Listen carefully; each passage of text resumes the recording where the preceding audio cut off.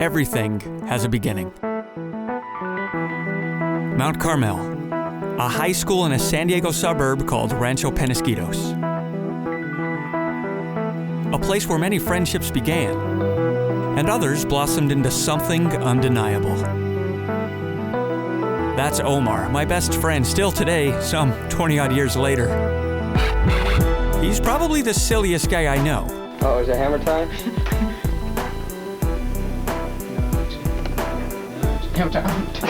Well, other than me, that handsome fellow there on the left. Thank you! I suppose all told, we had a pretty typical teenage existence. With one exception. How was your birthday this year, Omar? Huh? How was your birthday this year? Drugged. We laugh, but Omar wasn't kidding. He probably was drugged for his birthday.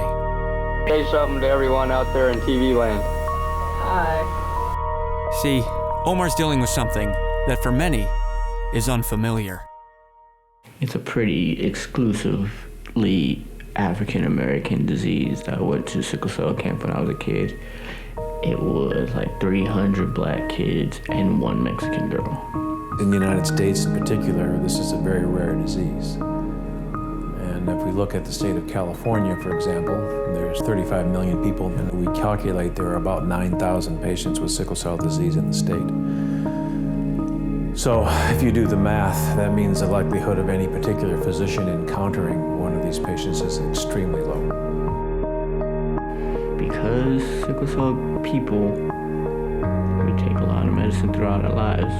We're kind of stigmatized as addicts. Stigma really comes in, sadly, when people aren't cute kids anymore. I don't know how else to say it.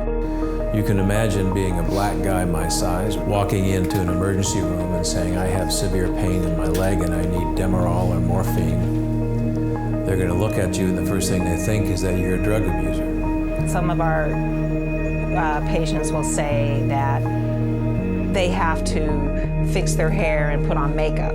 So again, they've been in pain for 3 days and they have to fix their hair and put on makeup to go to the emergency room and not in their sweats so that they look like a professional.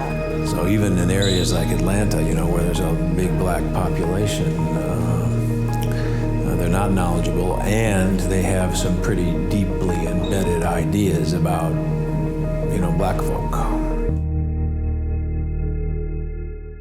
Here's our objective: to educate, to build awareness. Because the strongest guy I know is this guy right here, and he's not alone.